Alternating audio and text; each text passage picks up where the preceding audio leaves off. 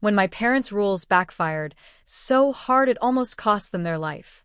I grew up in a house where rules were everything.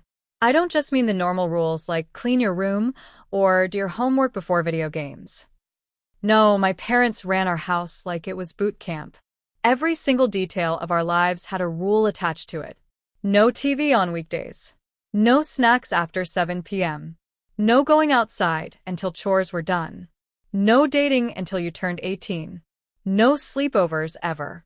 Bedtime at exactly 9:30. Lights out at 9:45. And the one rule that towered over all the others, the one rule that was practically scripture in our household: do not talk back. Do not correct your parents. Ever. That rule was drilled into us from as early as I can remember. Children don't correct adults.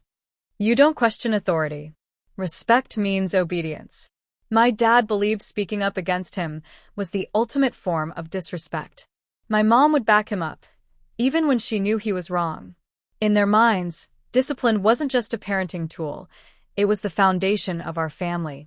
I can give you dozens of examples. When I was 10, my dad once told us at dinner that penguins could fly. I laughed and said, "No, Dad, my teacher said they can't." That was it. That was my crime. He slammed his hand on the table, his face turned red, and he yelled, "Don't you ever disrespect me in my house." I got grounded for a whole week. When I was 13, I noticed my mom had left the oven on after baking. I said, "Mom, you forgot to turn it off." She snapped back, "You're not the parent, I am." Hours later, she sheepishly admitted she had almost caused a fire, but she never apologized. Instead, she gave me another lecture about staying in my lane. Over time, I learned my lesson. Even when I was right, even when it mattered, silence was safer. I trained myself to swallow my words, bite my tongue, and stay quiet. But that silence almost killed my dad. I was 17 when it happened. One night after dinner, my dad started rubbing his chest and wincing. "Ugh, this chili's not sitting right," he muttered. My mom nodded. "You always eat too fast. Take some antacids." She handed him a bottle of pills like she was treating a case of hiccups. But I was watching closely. Something felt off. His forehead was shiny with sweat. His face looked pale. He was breathing heavier than normal. A few weeks earlier, in health class, we had gone over the signs of a heart attack. Chest pain, pressure, sweating, nausea, pain in the left arm. As I sat there, running down the checklist in my head, every single box was being ticked. Inside, my alarms were blaring. This isn't indigestion. This is serious. Say something. But then, in the back of my head, I heard it. Don't talk back. Don't correct them. Don't be disrespectful. So I stayed quiet. For 2 hours.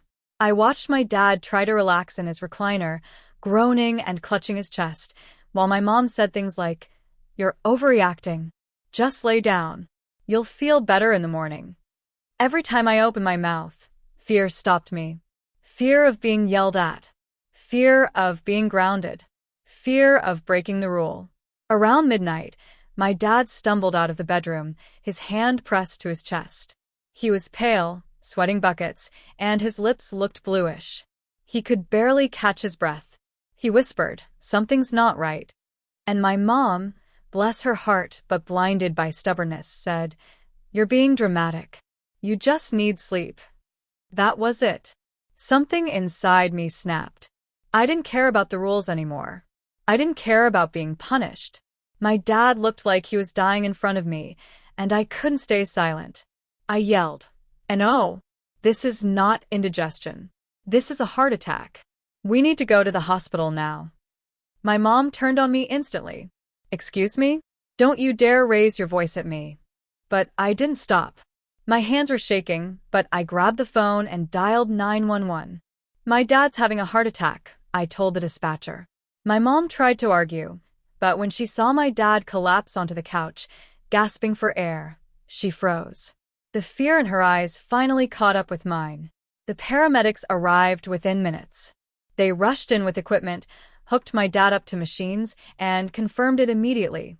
Massive heart attack. One of the EMTs looked me straight in the eye and said, "Good thing you called when you did. If we'd been 30 minutes later, he probably wouldn't have made it." Those words hit me like a ton of bricks. My silence, my obedience, had almost killed him. My dad was rushed into emergency surgery. We sat in the waiting room for hours. My mom cried the entire time, and I just sat there, numb, replaying everything in my head. The rule. The silence. The moment I finally broke it. He survived, thank God. He was weak and tired, but alive. The doctors said he'd need major lifestyle changes, but he would recover. The next day, in the hospital room, my mom hugged me with tears streaming down her face. She whispered, "If you hadn't spoken up, I'd be a widow."